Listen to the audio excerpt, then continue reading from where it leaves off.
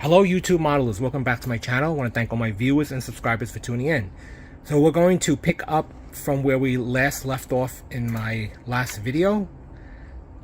The Testors Italeri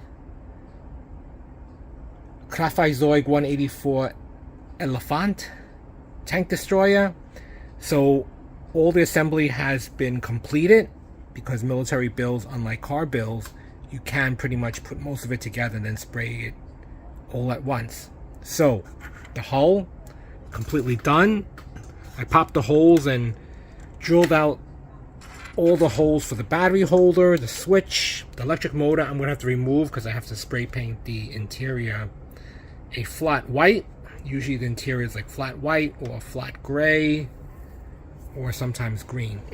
So anyway, here are the separate pieces. This is the gun lock, so it's kind of strange because this model is not really built as a motorized, but I do.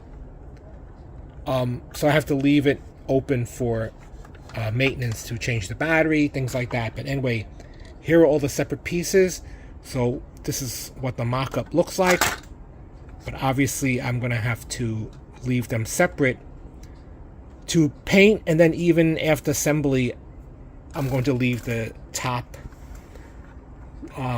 unglued because I need to access the inside. And here are the tracks. I already melted the studs to mend the treads together. The tracks, they have to be weathered or painted like brown and rust. Same thing with these. Here are the figures. That's the commander figure. And then here are the sprocket wheels. So some things I have to leave separate, but for the most part, it's ready for spray painting. Alright, so I airbrushed the interior. The interior called for white, so I use Tamiya flat white XF2. Interior is white. The seats are olive green. That's the two tiller handles for the driver. The black handles.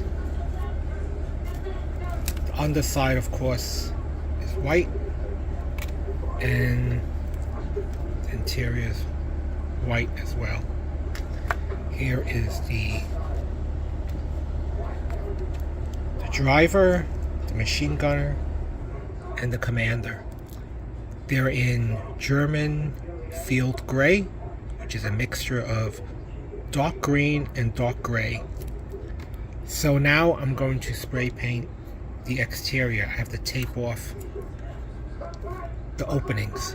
Also want to show you that I fabricated the cover. It's not perfect, but this is to hide the hole that I made in the back to make room for the electric engine, electric motor.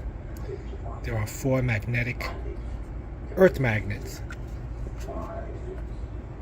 so that it just attaches like that. Alrighty, so the camo is done. I sprayed over the original molded color with XF60 dark yellow, or primer yellow as the instruction booklet called for. And the camo pattern is both olive drab XF62 and hull red XF9, which is similar to the primer red that a lot of these left with. Then I only sprayed certain panels with the Clear X22 for decal placement. There's only a few decals. The German cross, I think, on the bottom, and the number on top, and then in the front over here. So I just sprayed certain panels in gloss coat for better decal adhesion, and then afterwards I will spray the whole thing with flat clear along with the figures. So it's decal time.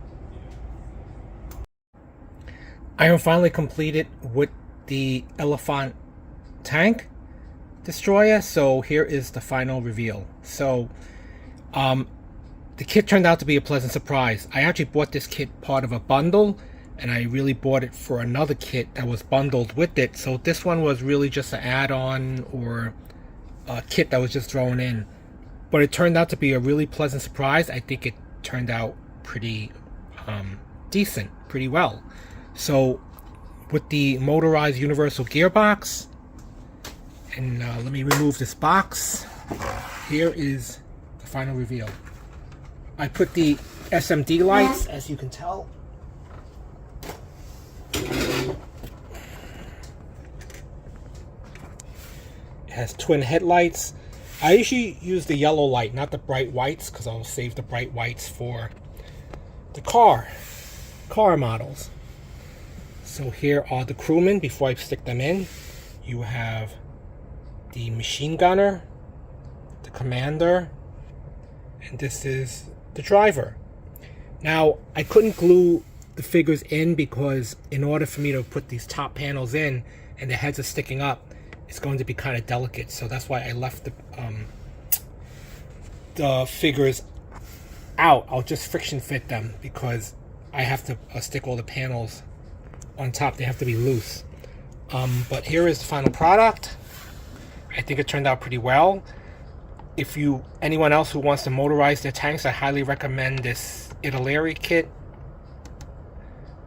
versus the Tamiya kit, because in ScaleMates it looks like the Tamiya kits, the tracks are actually solid plastic and they're in sections to give that sagging track look, as opposed to this one is pretty well engineered. There's actually what do you call, a bump right on the bottom of this track covering, if you can see it. You see this little bump in there? That's to facilitate pushing the track down to give it that sagging look. And of course the articulating suspension, which I'll show you shortly. But basically everything's weathered. I brown washed it. I also use Tamiya black panel line accents to accent all the screws and the panel details. The tracks, the center guide pins, and some of the sections that actually make contact on the ground, I use Tamiya flat aluminum. Same thing with the steel cable. Interior I kept white, as you saw in the build, but pretty much this is it. Put the spare tracks. Here is the rear panel. For a rivet counter, they might notice it immediately, but this is where I hid the opening for the motor because the screw and one of the rods do stick out. But I did put some grease in it to quiet the motor, and this of course is the magnetic panel cover, so it goes like that. So I think it looks pretty well hidden like that. So let me stick the commander in and see who else I can stick in there. This guy goes right in here.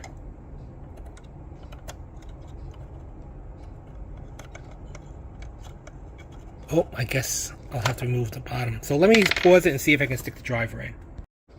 Alright, so I was able to remove this top panel very carefully because the rear stand of this tripod barrel lock I had to leave unglued so that I can remove this top panel. So now I was able to fit everything in. So let's turn on the engine and see it in action.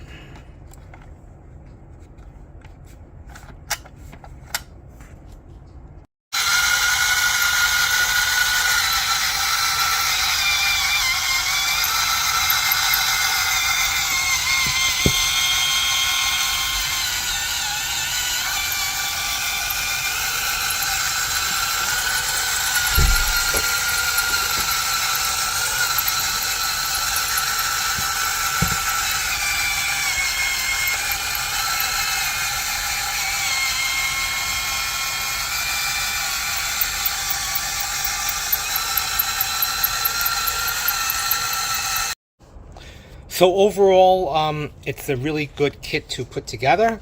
I highly recommend it. because of the compatibility to motorizing it with that beautiful articulating suspension. Everything works perfectly. It's well engineered, well designed. There is one part of the seat that touches one of the suspension pieces, but that's very easy for you to cut away. But I was able to stick in the SMD lights as well.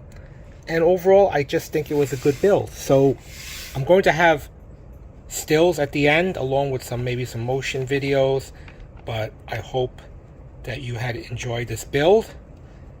This is one of the few non-Tamiya tank armor kits that I'm building, and hopefully it was educational or at least entertaining to see this in action, which I always enjoy. So that's pretty much it. Thanks for watching.